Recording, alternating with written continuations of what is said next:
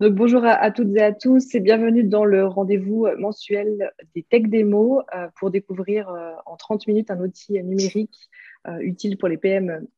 Alors aujourd'hui, nous avons l'immense plaisir de recevoir Jérôme Berthier, qui est CEO et fondateur de DeepLink, une société qui est spécialisée dans les assistants virtuels intelligents. Alors bonjour Jérôme et merci d'être avec nous aujourd'hui. Tu, Bonjour. Tu vas nous présenter justement comment mettre en place facilement un chatbot, Mhm. surtout quels sont les avantages pour les PME de déployer ce type d'outils. Et enfin, la question importante, à quel prix?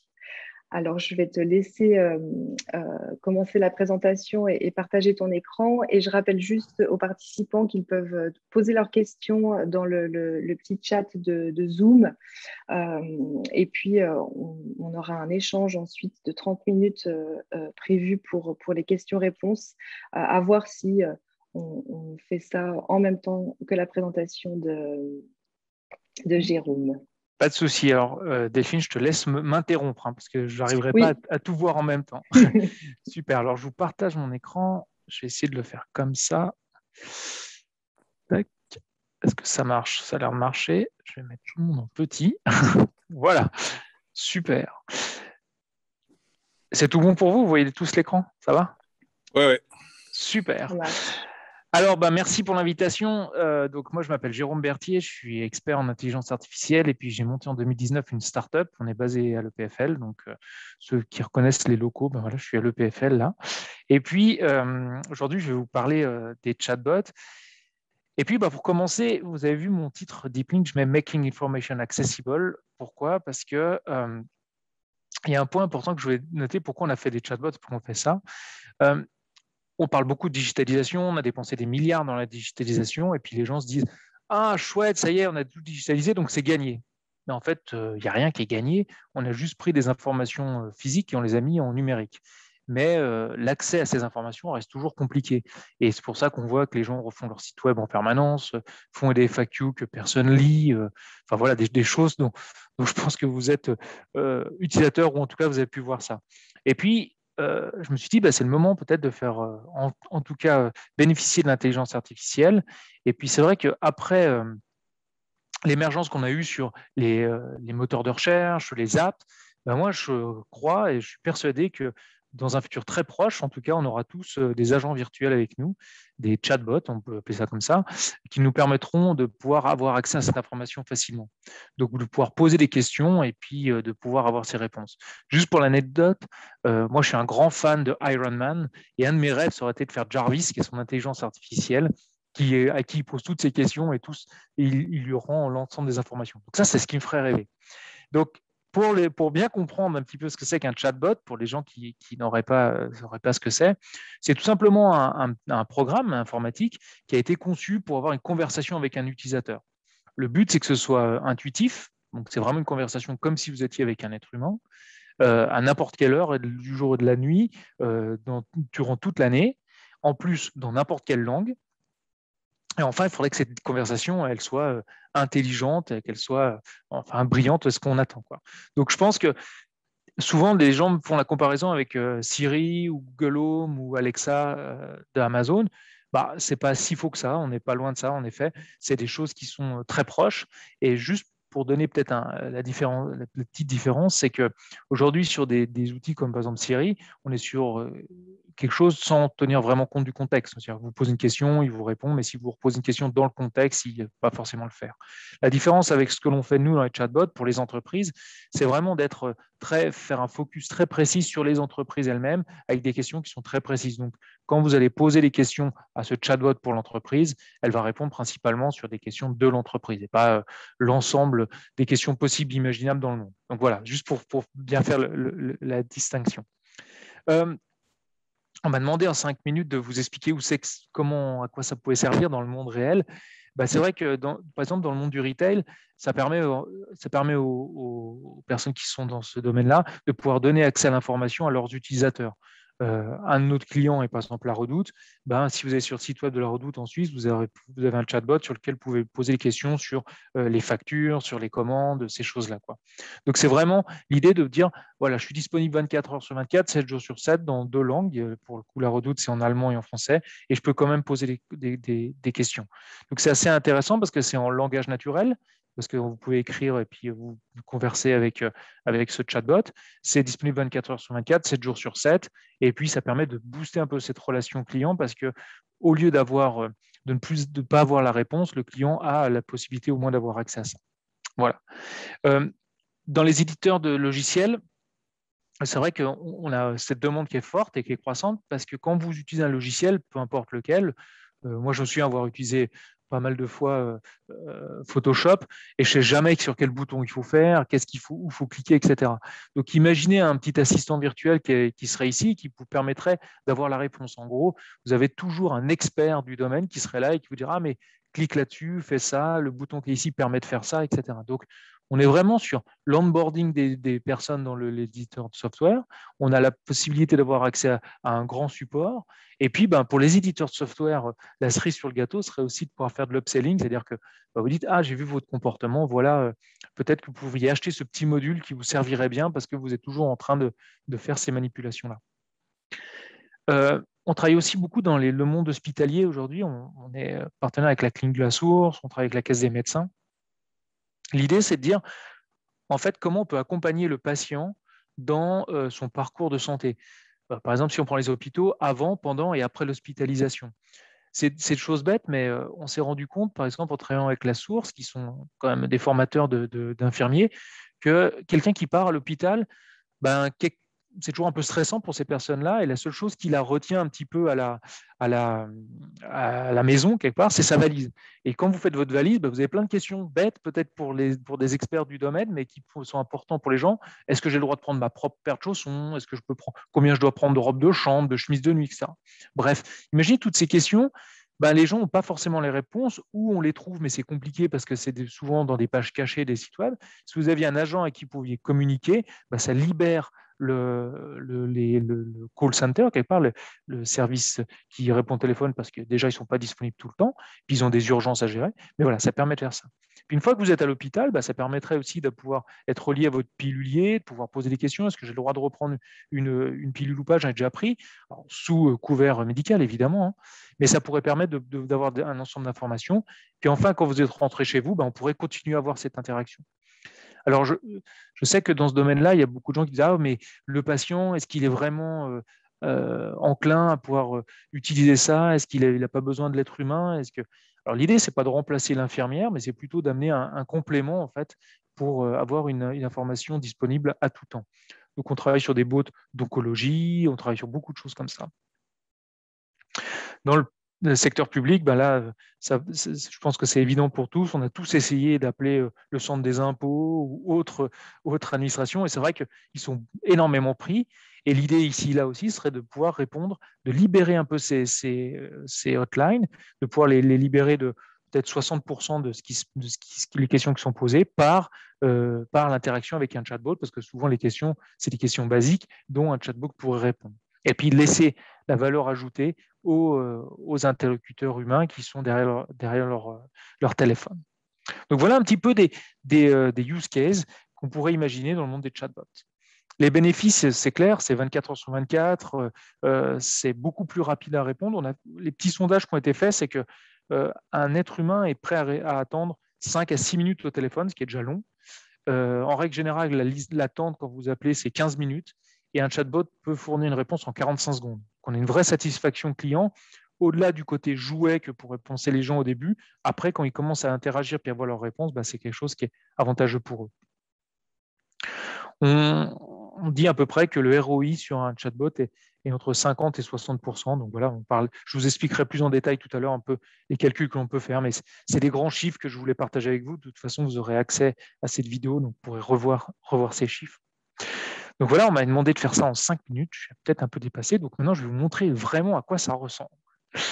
Alors, permettez-moi de passer sur un cas réel. Alors ça, c'est un chatbot de service IT que l'on avait développé pour le canton de Zurich. Ce n'est pas le chatbot du canton de Zurich, mais c'est juste une démonstration qu'on avait faite, donc je me permets de le réutiliser.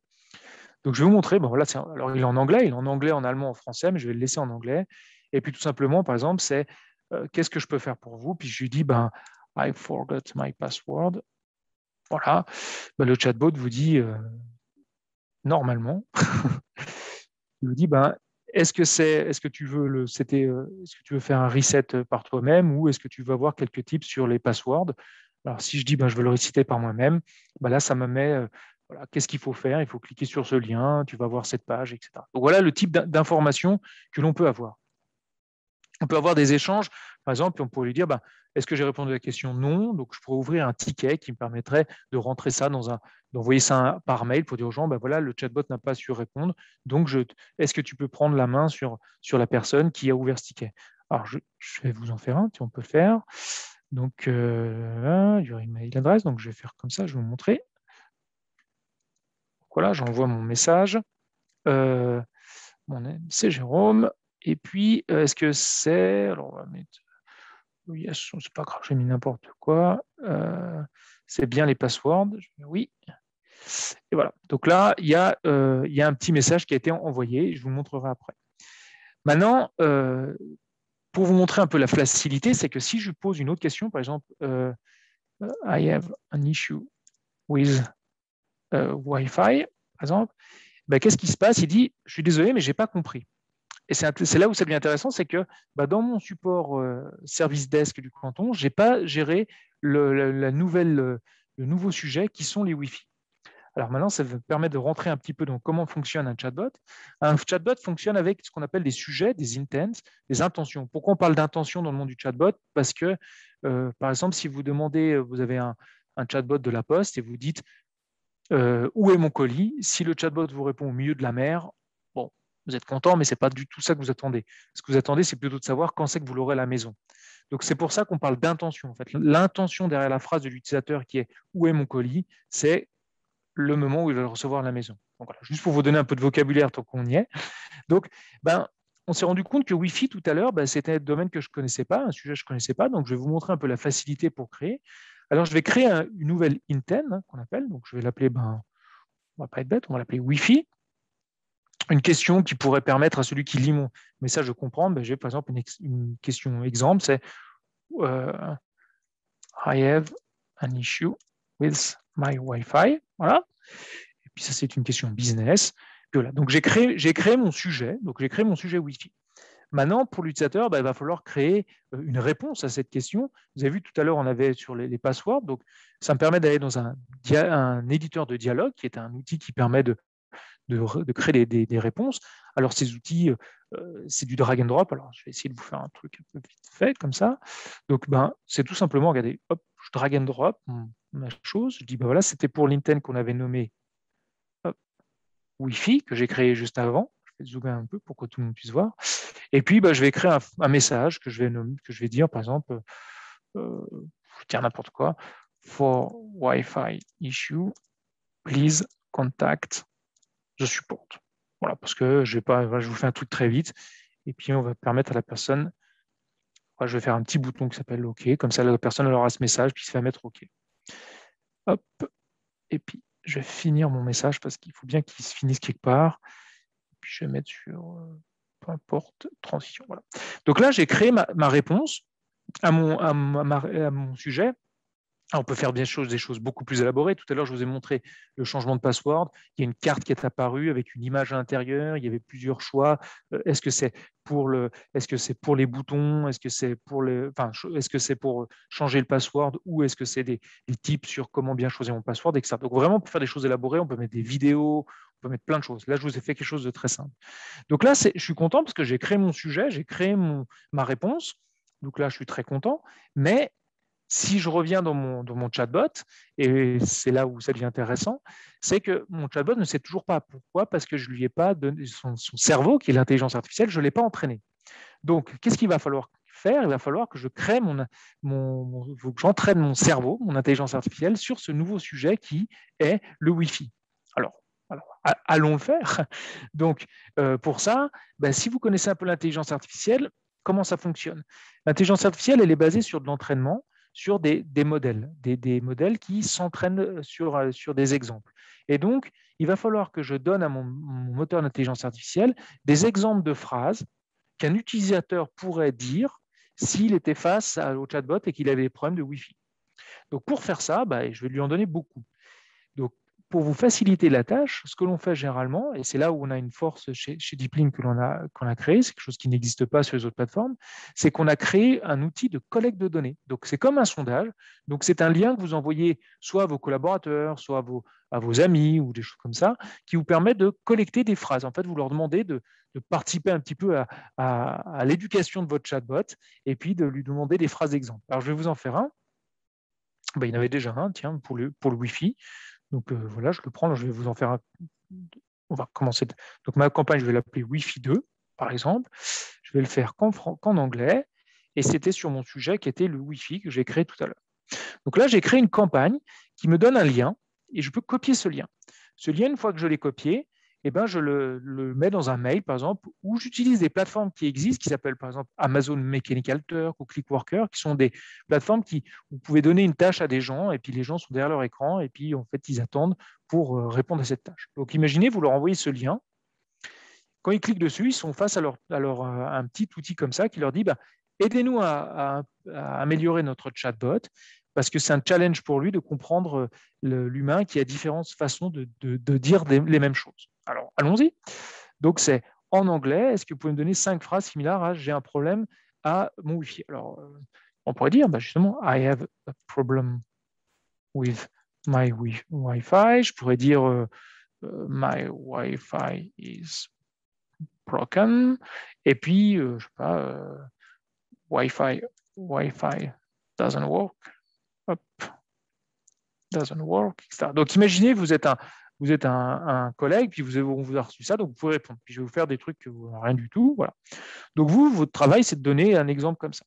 Bon, vous avez fini, votre travail est fait, vous êtes content, vous avez rendu service à la personne qui a créé le chatbot. Vous, en tant que propriétaire du chatbot, c'est super parce que vous avez pu récupérer l'ensemble des phrases qui ont été données par ces utilisateurs. Donc, vous voyez, je retrouve les phrases qui ont été données par la personne. Il faut comprendre que pour qu'un moteur d'intelligence artificielle puisse être efficace, il faut à peu près une cinquantaine de phrases. Donc, ça peut paraître un peu beaucoup, 50 phrases pour un sujet, mais si vous donnez ce questionnaire à 10 personnes, ils donnent chacun 5 phrases et puis on y arrive vite. Pour l'anecdote, on a fait un chatbot qui était un chatbot de psychologie pour répondre aux problèmes de couple. Et c'est un peu amusant, mais on n'avait pas de données, quoi. Et donc, on a posé cette campagne sur Amazon Mechanical Turk. Et en l'espace de 3 jours, on avait collecté 5000 phrases. Donc 5000 phrases pour dire, par exemple, parler d'infidélité. C'était des gens qui disent, parlez-moi de votre infidélité. Alors, je suis cocu, ma femme me trompe, j'ai des cornes, je ne passe pas sous les portes, les enfants, j'ai l'impression que c'est ceux du voisin, etc., etc. Donc, vous voyez, toutes des façons complètement différentes de dire la même chose. Donc là, ce que vous pouvez faire, c'est dire, alors ça, je veux bien, ça correspond exactement à ce que j'ai voulu, ça aussi, ça, c'est n'importe quoi, je le mets à la poubelle, ça aussi, je le mmets à la poubelle. Donc, vous voyez, là, j'ai pu ce qu'on appelle classifier 3 phrases très rapidement. Alors, comme je vous ai dit, il en faut beaucoup et qu'on n'a pas le temps de faire une campagne. Je vais faire un petit travail, c'est que je vais vous en apporter parce que j'ai prévu des phrases justement qui sont liées au Wi-Fi. Voilà. Donc, je prends tout simplement quelques phrases. Hop, je les importe directement dans mon outil. Et puis, c'est en anglais et c'est pour justement le Wi-Fi. Hop, où c'est qu'il y a mon Wi-Fi? Voilà, il est là. Hop, j'ai importé les phrases. Donc maintenant, j'ai importé des phrases dans mon moteur d'intelligence artificielle, puis je vais tout simplement lui demander de s'entraîner. Alors, on va le faire en anglais. Donc voilà. Donc là, je lance par le simple clic, je lançais l'entraînement de l'intelligence artificielle. Si vous avez suivi la démo là, vous avez vu que pour l'instant, je n'ai pas codé une seule ligne. Donc, pas besoin d'être informaticien, il faut juste comprendre comment fonctionne la plateforme, mais j'ai eu besoin de coder rien du tout. Pourquoi? Parce que une des forces, c'est d'avoir des plateformes, c'est de plus en plus courant, des plateformes ce qu'on appelle no-code, parce qu'on veut donner la main aux utilisateurs pour être autonome sur des plateformes et pas d'avoir besoin de faire appel à des services IT complexes ou du service complexe.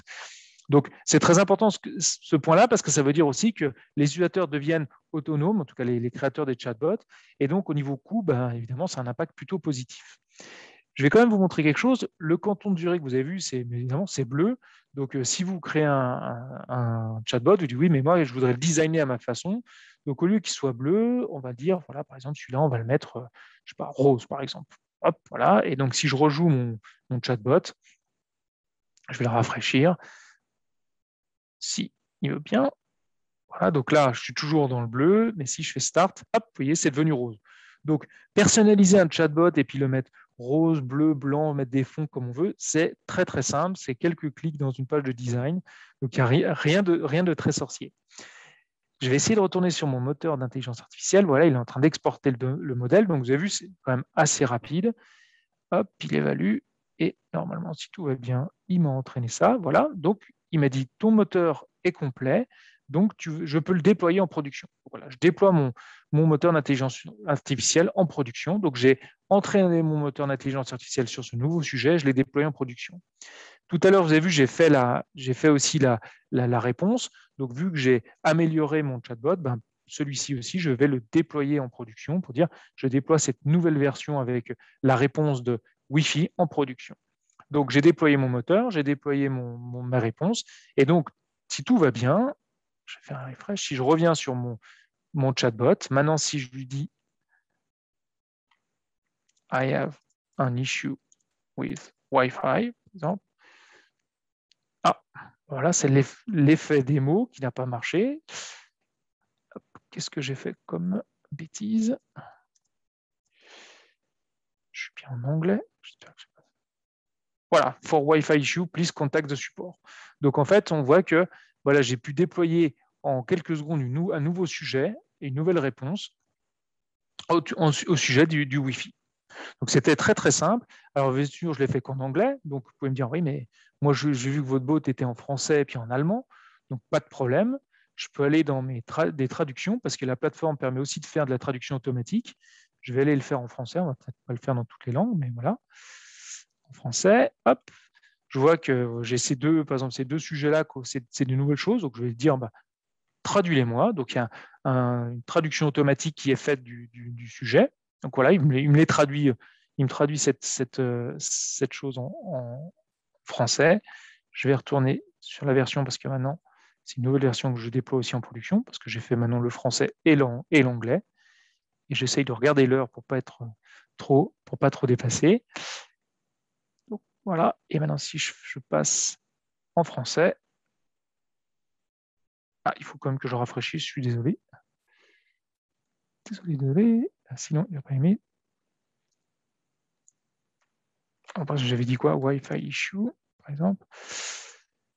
Voilà, et puis si je passe en français, qu'est-ce qu'il me dit? Voilà, pour les problèmes de Wi-Fi, veuillez contacter le support. Donc, vous voyez, j'ai pu faire en français et en anglais en l'espace de 2 clics. Donc, voilà un petit peu comment fonctionne un chatbot, à quoi ça peut servir. On voit que c'est très simple à mettre en place, que ça se met en place en quelques clics. Alors, je vous promets que si vous deviez vous le faire vous, on passerait un peu plus de temps, mais c'est pour montrer la facilité d'utilisation et l'enrichissement que l'on peut donner à ce moteur d'intelligence artificielle. Juste tac. Oui, on a presque fini. Je crois qu'on est dans les temps. Ou tu as des questions sur la plateforme? Non, c'est absolument parfait. J'ai après. Continue. Super. Donc, on m'a demandé de vous donner un peu des coûts, des estimations d'un chatbot. Alors, voilà un petit peu comment ça fonctionne. Je vous ai fait un petit slide là-dessus. Hop, je vais le mettre en plein écran comme ça. Tout le monde voit bien.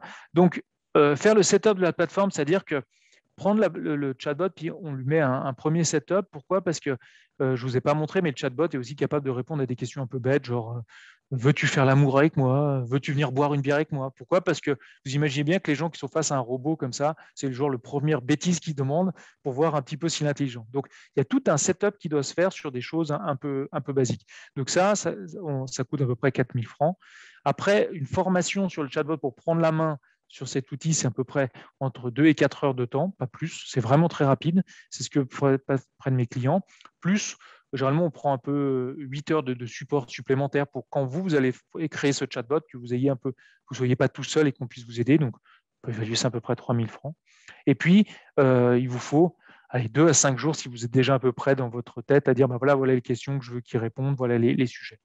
Donc, on a un coût d'implémentation une fois qui est à peu près de 7 000 francs. Puis ensuite, par an, il y a la licence, par exemple, de DeepLink, par exemple, qui coûte 16 000 francs. Et puis, ce que j'appelle du continuous training, c'est-à-dire c'est 16 heures par an qui vous permet de dire à un moment, je ne me souviens plus très bien, comment on fait déjà pour créer des intents, choses comme ça. En règle générale, par expérience, ce n'est pas plus que 5 jours de travail par an pour maintenir ce chatbot. Donc, c'est vraiment court. Donc, ça revient à peu près à 20 000 francs, on va dire, par an d'avoir un chatbot qui parle 5 langues, qui est disponible 24 heures sur 24 et 7 jours sur 7. Alors, je me suis amusé à faire un petit return of investment. Et qu'est-ce qu'on voit? On voit, si on voulait avoir du support 24/7 en 3 langues, en partant du principe qu'on met une personne qui parlerait 2 langues déjà, au moins le français-anglais ou français-allemand, etc. Si on voulait avoir ça, ce serait l'équivalent d'avoir 10 personnes pour faire l'équivalent d'un 24/7. Si on part du principe que le chatbot ne répond qu'à 50% des questions, donc vraiment je lui dis qu'il n'est pas très intelligent, on a quand même un ROI qui est de 18 fois le coût, quoi. Donc on se rend compte que vraiment, c'est un chatbot, c'est plus les projets informatiques qu'on imaginait à plusieurs millions ou au moins aux millions. Là, on est vraiment sur des choses de coûts très accessibles. En plus, pareil, si on imagine que c'est l'équivalent de quelqu'un qui travaille, on a les coûts par an d'avoir une place de travail. Voilà un petit peu quelques ROI. Je trouvais que c'était intéressant de se rendre compte un peu sur les supports, qu'est-ce que ça veut dire. Et puis, vu qu'on est ici pour l'ALPCT, puis qu'on était invité, je me suis dit que j'allais vous faire une offre spéciale, voilà, pour les gens qui seraient intéressés. Comme ça, après, je réponds à toutes vos questions. Et puis, le setup et puis le training, c'est des choses qu'on vous offre sur cette fin d'année. Et comme ça, vous n'avez que la licence à payer pour l'année prochaine. Donc voilà, j'ai essayé de tenir les temps pour qu'on puisse avoir du temps pour les questions. Je ne sais pas si je suis bien ou pas bien dans les temps, mais voilà. C'est absolument parfait. Merci beaucoup. Super. Puis merci également pour le privilège que tu nous fais aujourd'hui sur cette offre. Merci. Alors, on peut peut-être enlever le partage d'écran. Voilà. Et puis là, on est vraiment, vous pouvez tous réallumer votre caméra et puis prendre directement la parole pour poser vos questions. Et puis, je lance un petit peu aussi la première question qui m'est venue lors de ta présentation. C'est vraiment au démarrage du projet, qui sont les personnes au sein de l'entreprise, quelles compétences sont requises pour mettre en place justement le chatbot. Et puis ensuite, une mise à jour, faire évoluer finalement le chatbot. Voilà, au niveau des ressources, si tu peux nous dire davantage. Oui. Alors, évidemment, ça va dépendre du sujet que le chatbot va traiter. Si par exemple, vous êtes dans la fiscalité, ce sera les responsables de la fiscalité qui vont parler. Si vous êtes dans l'IT, ce sera les responsables IT. Si c'est dans le marketing, ce sera plutôt les gens Customer Care, Customer Success. Donc voilà, ça va un peu dépendre. Mais c'est des gens plutôt business, pas des gens IT, parce que c'est des gens qui doivent comprendre quelles sont les questions qui sont récurrentement posées et quelles sont les réponses que l'on veut y donner. Donc ça, c'est vraiment eux qui sont les personnes clés pour la création d'un chatbot. Et d'ailleurs, c'est aussi eux qui vont avoir la main plus tard pour pouvoir modifier ces réponses, parce que peut-être elles vont évoluer, il y a peut-être des sujets sur lesquels on n'avait pas pensé qu'il fallait répondre. Voilà, donc ça, c'est vraiment ces gens-là qui vont répondre à ces questions. Et voilà. Ça répond à ta question. Oui, tout à fait. Et puis, Yannick, tu peux aussi prendre la parole, mais justement, il a une question sur la mise en place. Est-ce que finalement, vous aidez aussi à créer les parcours? Oui. Alors, en fait, on aide surtout à structurer l'information un petit peu. C'est-à-dire qu'il faut bien comprendre que ce qui est intéressant avec un chatbot qui a de l'intelligence artificielle comparé à des chatbots qui n'ont pas d'intelligence artificielle, c'est qu'on n'a pas besoin de hiérarchiser l'information. C'est-à-dire que vous ne dites pas, voilà, ça c'est tel groupe, et puis après je vais rentrer là-dedans, etc. Donc l'avantage, c'est que vous posez une question, puis le chatbot vous trouve la réponse tout seul. Donc vous imaginez, on a mis une structure à plat. Par contre, ce qui est plutôt important, c'est de comprendre quelle est la granularité de la réponse que je veux donner. C'est-à-dire que si je suis, ce qui est bien, c'est de faire des blocs quand même, dire voilà, je veux parler de ce sujet, ces sujets, et puis quels sont les sous-blocs qui vont être définis. Donc ça, nous, on vous aide pour vous dire à un moment, attention, vous allez trop loin dans la granularité, et là, on va avoir de la confusion sur l'intelligence artificielle, parce qu'elle ne va pas être capable de faire le distinguo entre A et B, en fait. Donc, on vous dit, voilà, là, ce serait bien de rester un peu plus générique. Mais ça, oui, on vous aide, et c'est pour ça qu'on a justement ces 8 heures déjà, on a le training, puis on a ces 8 heures de support avec vous pour vous aider à avancer, quoi. Je continue à parler pour Yannick, hein. Ouais, pas de souci. Euh, il y avait aussi une question et finalement, enfin, que je partage, c'est que souvent on a une vue aussi interne dans la mise Mm. en place du chatbot et puis ça répond pas forcément aux questions externes. Est-ce qu'il y a des solutions par rapport à ça? Alors, j'aime bien cette question, merci Yannick, parce que c'est justement sur ça qu'on essaye de travailler. C'est-à-dire que souvent, quand on fait les FAQ dans les sites web ou des choses comme ça, les gens, ils font la réponse, et puis en fait, ils écrivent la question que l'utilisateur poserait, parce qu'en fait, c'est la même personne qui fait ça. Et puis vous, en tant qu'utilisateur, vous dites, mais c'est pas ça que je veux comme réponse. Et c'est là où l'intelligence artificielle va travailler. C'est-à-dire qu'on va faire la réponse, mais la question, comme je vous ai montré par exemple sur le Wi-Fi, on va la collecter de façon différente. Donc ça nous permet déjà de pas avoir une erreur de biais qu'on a créé par celui qui a fait la réponse, parce que la question va être définie, enfin, elle va être comprise par l'intelligence artificielle. Donc ça, c'est le premier truc. Deuxième chose, on met des KPI sur les questions. Donc, peut-être on pourrait penser que c'est cette question que les gens posent le plus, puis en fait, on se rend compte avec l'usage que c'est une autre question. Donc ça, on met des KPI partout, et c'est très important d'avoir ces KPI pour pouvoir améliorer, parce que vous vous souvenez, en introduction, je vous ai dit, l'idée, c'est en 45 secondes, on donne une réponse max. Donc, on ne va pas dire, on sait que 90% des gens nous posent cette question, mais tant pis, on la met en 8e question. Non, on va peut-être le mettre tout de suite, dire, vous nous appelez pour ça, peut-être. Puis là, hop, on a la réponse. Donc oui, il faut mettre ces KPI en place. Et en effet, l'idée, c'est de bypasser les erreurs, en fait, les biais cognitifs faits par celui qui écrit la réponse. Voilà. J'espère que j'ai été assez clair. Mais... Oui, alors j'ai des questions. Moi, je parle volontiers pour vous, mais vous êtes vraiment invité à prendre la parole, hein. Je prends la prochaine question de Jean-Marie Oui. sur les compétences dans les entreprises pour faire ce travail. Alors, C'est vrai qu'on a l'impression, peut-être nous tous autour de ce Zoom, que ça paraît simple, mais est-ce qu'en interne, il y a les compétences pour pouvoir Alors, manager honnêtement, c'est simple. Voilà. Comme je vous dis, il faut prendre un peu la main sur la plateforme, mais c'est simple. Ça reste une plateforme no-code. Pour vous donner quelques idées comme ça, on travaille avec le service de la population du canton de Vaud. Eux, c'est des gens du métier qui ont pris la main. Pour la Redoute, c'est la personne qui est responsable du parcours client qui prend la main. Et on a mis ensemble le formulaire de contact dans le chatbot. Donc, il a dit, tiens, je voudrais mettre le formulaire de contact dans le chatbot. Et on l'a fait ensemble parce qu'il ne se souvenait plus très bien, donc c'est là pour ça qu'on est support, mais on l'a fait ensemble en l'espace d'une heure. Le formulaire de contact était en production, en français et en allemand. Donc c'est vraiment simple à mettre en place et ça peut être fait par n'importe qui dans l'entreprise qui a un petit peu une affinité, en effet, pour cliquer sur des boutons, mais voilà.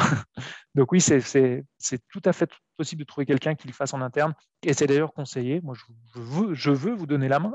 Je ne veux pas vous vendre du service. Voilà. J'encourage, merci. J'encourage Hervé à prendre la parole sur la prochaine question. Est-ce que tu veux bien allumer ton micro, Hervé? Ouais, volontiers, on a un peu timide. Ouais, ce que je voulais dire par là, c'est que ceux qui peuvent entraîner le mieux l'IA, c'est ceux qui nous posent des questions auxquelles on n'a pas pensé, en fait. Oui. Et puis, Jérôme, je crois que tu as un petit peu répondu juste avant. Tu as dit qu'il y avait des KPI, alors c'est plus quantitatif. Et est-ce qu'on a, j'imagine qu'on a la possibilité, mais tu peux nous dire deux mots si c'est possible de récupérer un peu le top 10 des questions qui sont posées, parce qu'en répondant systématiquement au top 10, je pense qu'on peut entraîner assez facilement l'IA.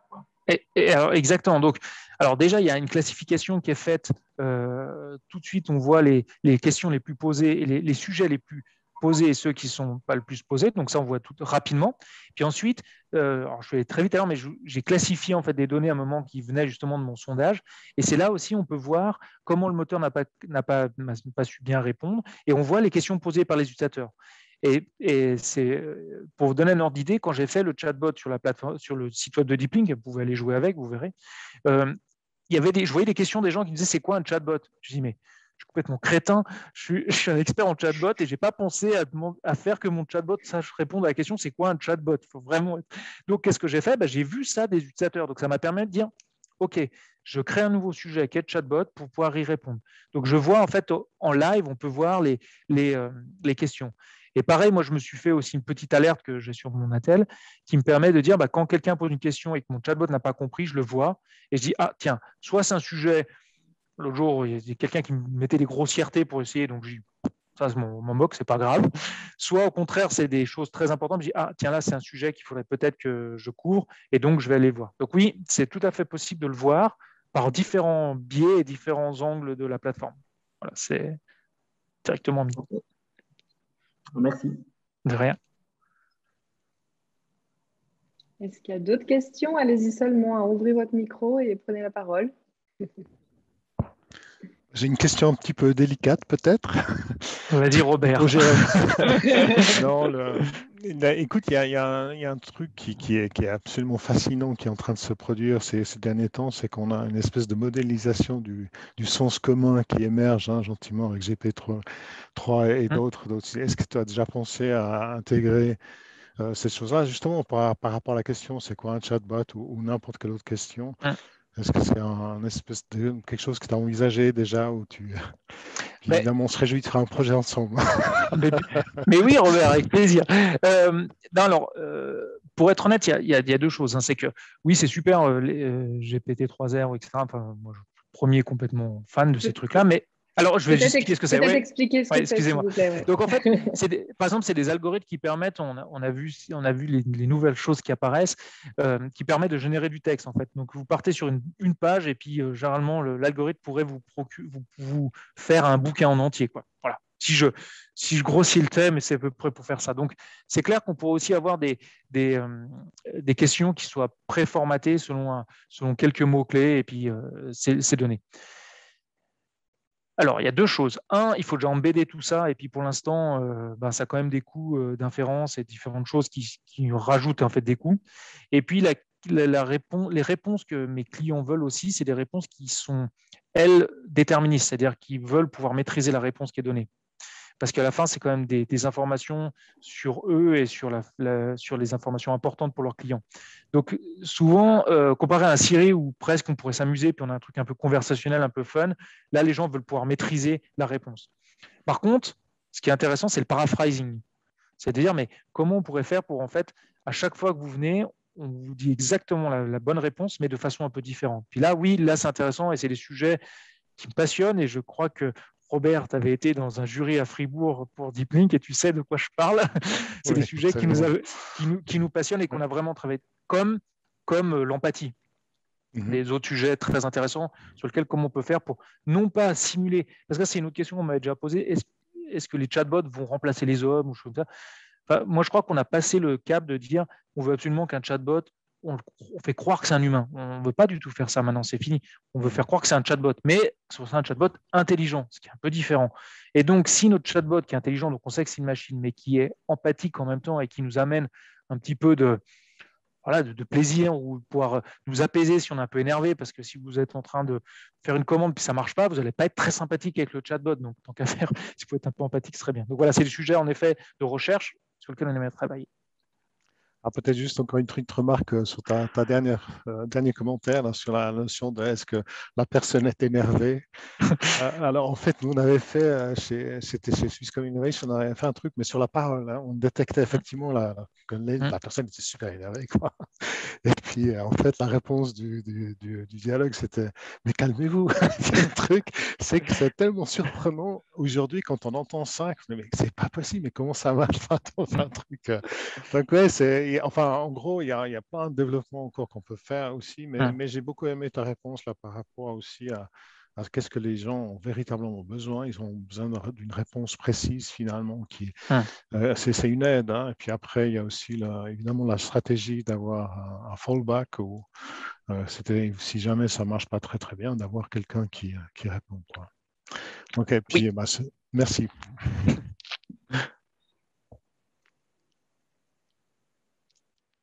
Est-ce qu'il y a une autre question? Oui, bonjour, oui. Onra. Bonjour, Paul. Une petite question. Moi, parce que je travaille dans le domaine de l'apprentissage et l'enseignement, puis justement, je travaille un peu sur. Je suis en train de mettre en place 2-3 choses dans l'IA, justement. Je vais essayer, enfin, on verra. J'aurais quand même une question pour l'alimentation donc, du chatbot. Donc, on va fournir des questions synonymes. Mais bon, bien sûr, on peut imaginer que tout ce qui est faute d'orthographe, ce genre de choses, et automatiquement, il y a un matching qui se fait au niveau des données, j'imagine. Oui, en fait, on a un correcteur d'orthographe en plus qui est directement intégré. Donc oui, ça fait la correction. Mais c'est pas toujours magique. Par exemple, dans le monde du service informatique, vous savez, on a ce qu'on appelle la LSE, donc c'est le fait de pouvoir déléguer une ressource, etc. Et le correcteur d'orthographe, par exemple, LSE, il n'aime pas, il m'écrit toujours les.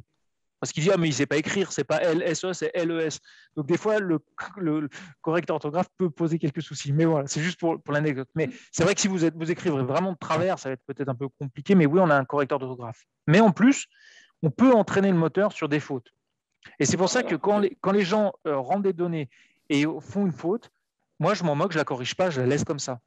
Parce qu'on sait que tout le monde écrit avec des fautes ou pas, donc peu importe, parce que le but, c'est que, vous savez, c'est pas du mot pour mot, en fait. Hein. C'est un moteur c'est ce qu'on appelle du NLU, donc du Natural Language Understanding qui est derrière, qui tient compte de beaucoup de choses, qui tient compte à la fois de la grammaire, de la structure de la phrase, du contexte, des mots, etc. Donc, même s'il y a des fautes sur certains trucs, c'est pas très grave, en fait. Voilà, pour essayer de répondre. Aussi des termes synonymes, j'imagine, qui sont complètement synonymes, j'imagine. Alors ça, on peut aussi, par exemple, ce qu'on fait, c'est un autre terme, je suis désolé pour là, mais c'est du Name Entity Recognition. Donc, ça permet de récupérer des entités clés dans les phrases. Et en fait, on a un dictionnaire qui nous permet, par exemple, si vous avez un vocabulaire très précis dans votre entreprise ou peu importe, de pouvoir dire, voilà, ça, c'est la liste de mes produits. Et puis, peut-être j'ai des synonymes pour ces produits parce que les gens vont faire les abréviations, peu importe. Donc, ça, on le gère à côté, ce qui nous permet de dire, ah, comment ça fonctionne? J'ai compris l'intention, vous vous souvenez, le sujet de l'utilisateur. Par exemple, on travaille pour une banque qui a toute sa liste de fonds. Ben voilà, j'ai compris qu'il voulait avoir des informations sur les fonds. Donc, je suis bien dans la bonne intention. Maintenant, je vais essayer de comprendre dans la phrase si je trouve le nom du fonds. Voilà. Par exemple, on peut faire des choses comme ça. Donc oui, on gère ça. Et d'ailleurs, on est obligé de le faire parce qu'évidemment, il y a tout plein d'informations qui sont propres à chaque entreprise. Ok, donc c'est pas à nous de l'alimenter forcément, quoi, les synonymes, tout ça. Donc, non, après, c'est quand même l'expérience de dire, voilà ma liste des fonds, par exemple, je prends le cas d'un fonds banque, mais voilà la liste des fonds, puis voilà les abréviations qu'on utilise, parce que ça, voilà, il faut vraiment être du métier. D'où la question au début, qui le fait dans l'entreprise? C'est les gens qui ont la compétence métier. Quoi. D'accord. Et dernière question, je laisserai la parole à d'autres. Est-ce que vous avez des compétences dans le domaine de l'apprentissage? C'est dans l'école. Ouais. Alors, ce qui est drôle, c'est que j'allais dire oui, mais on n'a pas encore monté de chatbot pour l'école. Mais ce qui est intéressant, c'est que on travaille avec l'université de Fribourg pour lequel les étudiants utilisent déjà notre plateforme. Donc voilà, c'est le premier truc. On a aussi travaillé avec l'Institut Le Roset, qui est pas de l'enseignement vraiment public, peut-être comme vous êtes. Et puis, alors moi, je donne des cours aussi dans les écoles via une fondation dans laquelle je suis. C'est encore un autre domaine, mais voilà. Mais par contre, on n'a pas mis encore de chatbot pour l'éducation, même si je suis persuadé que ça peut beaucoup aider. J'ai vu des choses en Chine. Je sais qu'on n'aime pas regarder trop la Chine, ce qu'ils font pour l'éducation, parce que c'est un peu même très, très dur, mais il y a des choses vraiment très intéressantes comme support en fait aux élèves. Mais ça vaudrait le coup. Merci beaucoup. De rien, je vous en prie.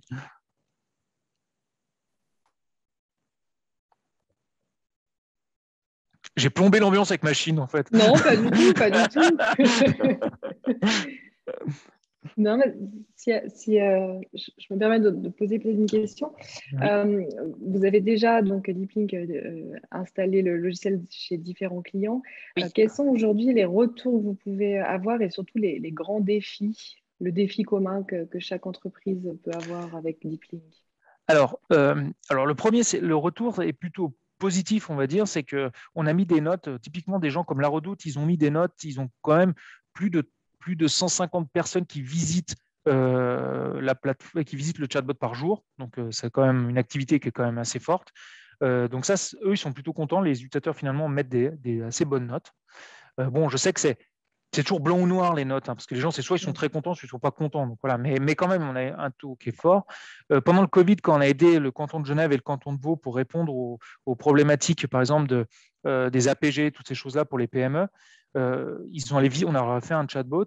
Ils avaient des fois des pics avec 500 visites par heure. Donc, vraiment, on était sur des trucs super forts. Et surtout, c'est qu'ils étaient très contents parce qu'ils n'avaient pas la capacité humaine de pouvoir répondre à tous ces appels. Donc, ça, c'est le premier truc. Donc, le retour est plutôt positif. Il faut vraiment le voir comme un élément important dans dans le système d'information qui vient vraiment aider les utilisateurs. Donc ça, c'est un vrai défi pour eux. C'est comment j'intègre ce chatbot pour qu'il soit utilisé au mieux par les utilisateurs. Ça, c'est vrai que c'est un défi parce qu'en plus, on voit toutes les questions. Bon, là, j'ai fait les choses faciles, mais plus ça va, plus on dit mais en fait, je voudrais que ça s'intègre avec tout mon back-end IT. On dit mais finalement, je veux qu'il aille chercher d'autres informations. Donc, ça veut dire qu'il faut que les gens aient aussi, enfin, les entreprises aient aussi la capacité de se connecter avec ce back-end. Donc là, ça peut être un défi.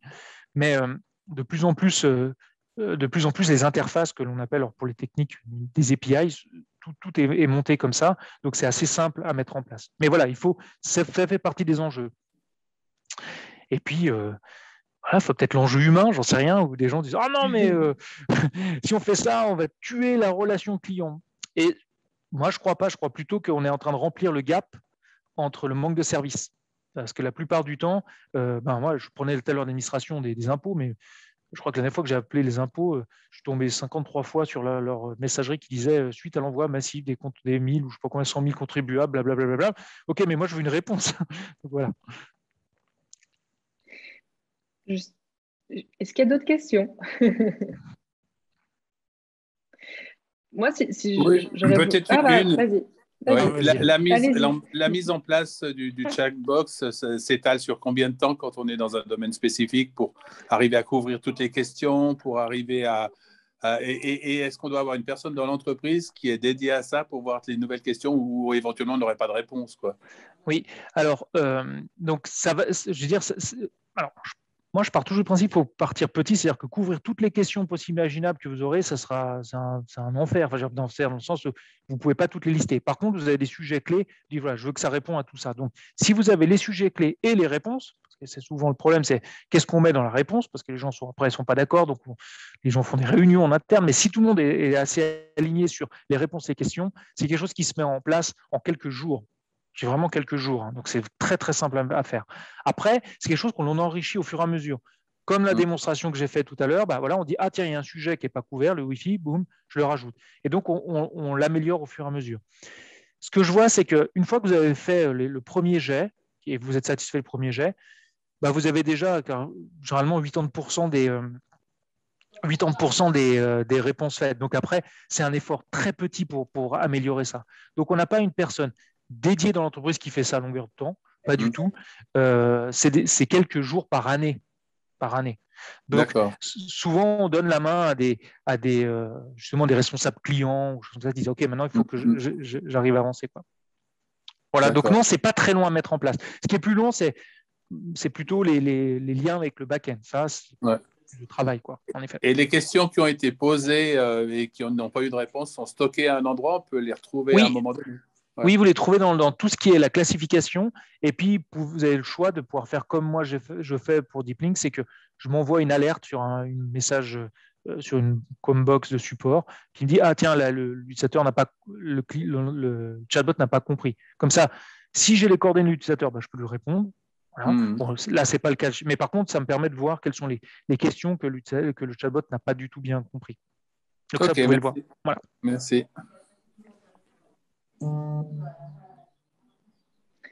Est-ce qu'il y a d'autres questions? Alors, excuse-moi, Yannick. Il y a une question.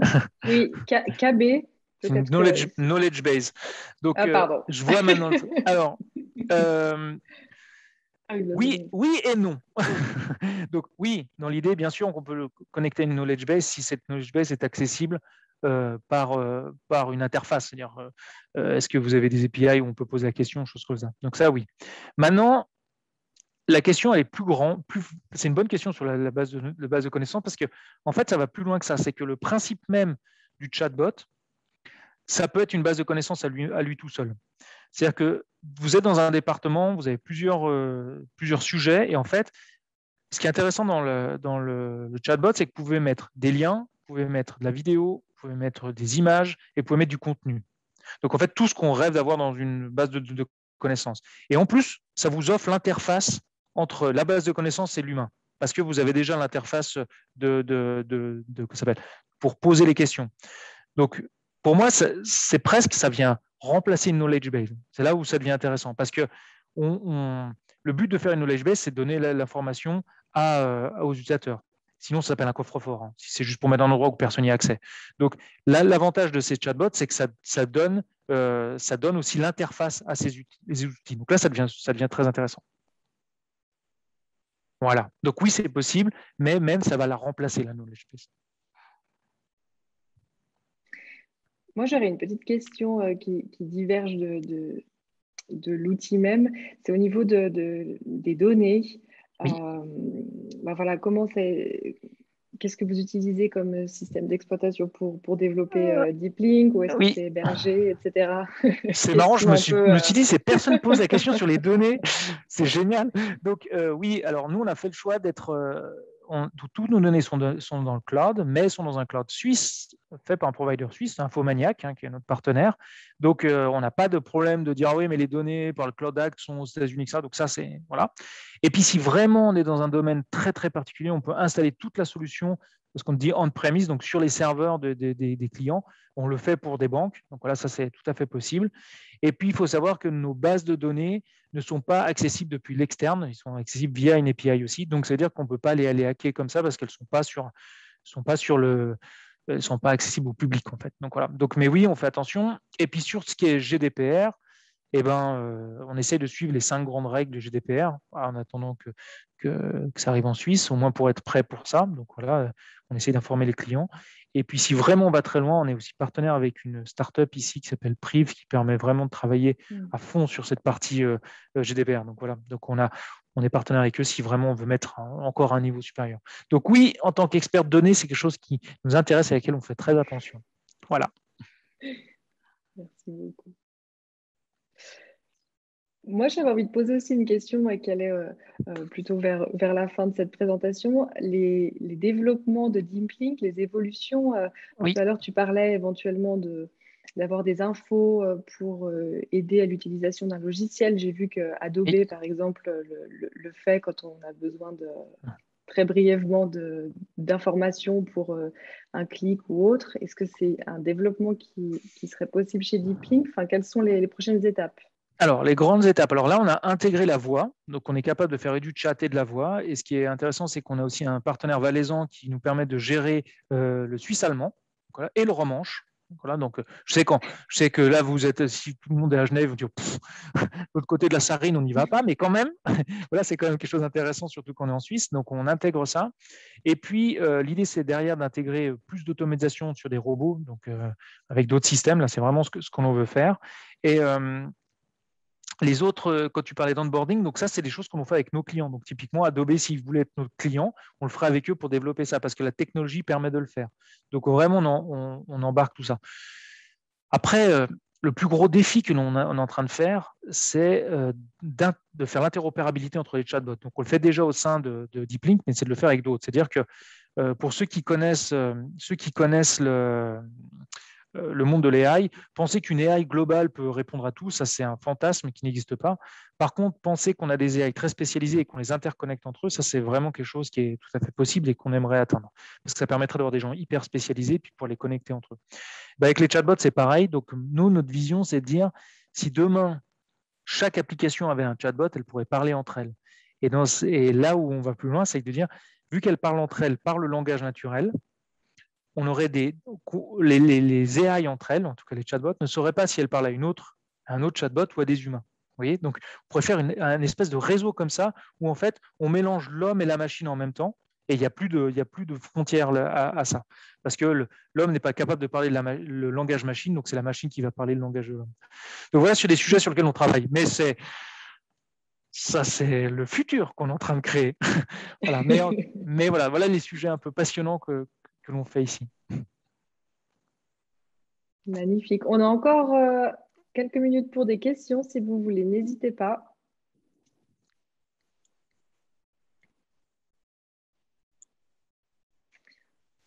Je vous ai perdu avec mon histoire d'AI. Non, pas du tout. Bon, je crois qu'on va clôturer ce tech démo. Merci énormément, Jérôme, pour cette présentation, toutes les infos et l'échange. Merci aussi à toutes les personnes qui étaient connectées aujourd'hui. Donc, on va vous envoyer par email hein, le contact de Jérôme. J'ai vu qu'on avait eu plusieurs demandes ainsi toutes les informations. Il y a aussi une vidéo replay qui sera publiée sur la chaîne Vimeo d'Alpacity, où vous pourrez revoir la démonstration. Et puis, on se retrouve le mois prochain, donc ce sera le 7 décembre de 11h30 à 12h30. Et puis, nous serons avec JPL Informatique pour une démo de l'outil Nava. Donc là, ce sera une solution de gestion des process administratifs complexes. Voilà, ce sera un peu moins user-friendly, je pense, que Deep Link sur un autre sujet. Il faut qu'ils utilisent Deep Link. Voilà, c'est ça. Il y a des collaborations. Mais merci Super. Encore. Et personnellement, ça me donne très envie d'installer un chatbot. Il faut, allez-y. Super. Génial. Merci beaucoup. Et merci à vous pour l'invitation. Merci beaucoup, à bientôt. Au revoir. Merci.